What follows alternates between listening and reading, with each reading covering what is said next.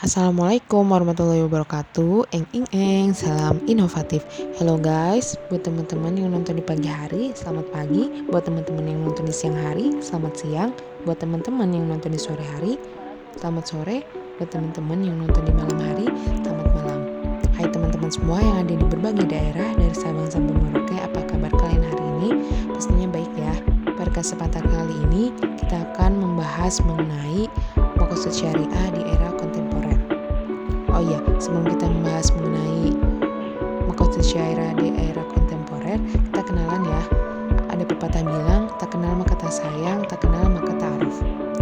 Oke, kenalin, aku Syafina Fauzia ini, NIM 19101115, dosen pengampu Dr. Zulkarnain Muhammad Ali, MSI, mata kuliah Maqasid Syariah, Kampus Institut Agama Islam Tazkiyah Bogor, tahun 2022. Di sini aku akan ngejelasin tentang di era kontemporer.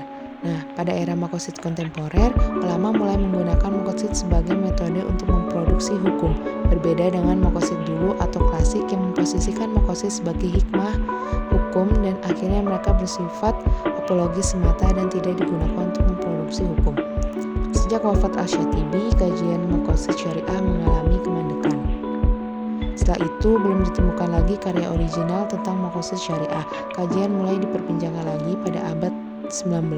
Muhammad Abduh, ulama dari Mesir, termasuk tokoh pertama yang mempopulerkan nama Al-Syatibi dan meminta kepada murid-muridnya untuk mengkaji, mentahqiq dan mempublikasikan kitab Al-Muwafaqat karya Al-Syatibi.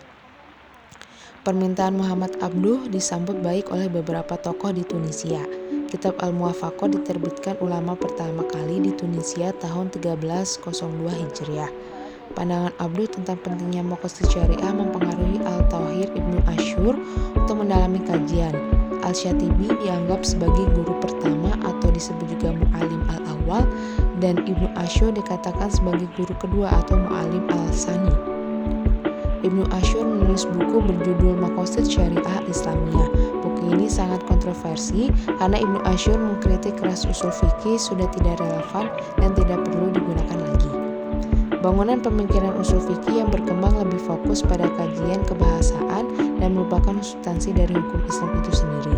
Abdullah Daros dalam pengantarnya terhadap kitab Al-Muwafaqat menegaskan usul fikih itu sebetulnya ada dua bagian, yaitu ilmu kebahasaan dan ilmu rahasia atau tujuan syariat. Menurut Ibnu Asyur, kajian usul fikih perlu diganti dengan maqasid syariah. Kajian maqasid syariah harus dipisahkan dari usul fikih dan berdiri sendiri agar semakin berkembang. Maqasid syariah dapat dikatakan sebagai ilmu mustaqillun atau ilmu yang berdiri sendiri. Ulama kontemporer yang mengembangkan kajian ada Al-Alal Al-Farisi, Yusuf Al-Qaradawi, Ahmad Raisuni, Toha Jabir Al-Uwani, Hasim Kamali, dan Jaser Auda. Ada tiga perbedaan antara ulama klasik dan kontemporer dalam kajian maqasid syariah. Yang pertama, ulama klasik memposisikan maqasid sebagai hikmah hukum, sedangkan ulama kontemporer sudah mulai menggunakan maqasid sebagai metode untuk memproduksi hukum. Yang kedua, mayoritas ulama klasik menyatakan akal tidak terlalu berperan dalam menentukan tujuan hukum, sedangkan ulama kontemporer mengizinkan akal sebagai instrumen maqasid syariah. Ketiga, ulama klasik belum sempat menggunakan ilmu humaniora untuk mengelaborasi maqasid syariah, sedangkan ulama kontemporer sudah mulai memanfaatkan ilmu humaniora untuk mengembangkan maqasid syariah. Maqasid dan maslahah. Yang pertama, hifzu ad-din, menjaga agama. Contohnya itu menjaga hak-hak agama dan melindungi setiap penganut agama dan tempat ibadah. Maka tidak dibenarkan menghancurkan masjid, mengganggu orang sedang beribadah. Yang kedua, hifzu an-nasl, menjaga keturunan, contohnya itu menikah. Yang ketiga, hifzu an-nafs atau menjaga jiwa, contohnya menjaga diri sendiri dan orang lain agar tidak saling melukai atau melakukan pembunuhan antar sesama manusia.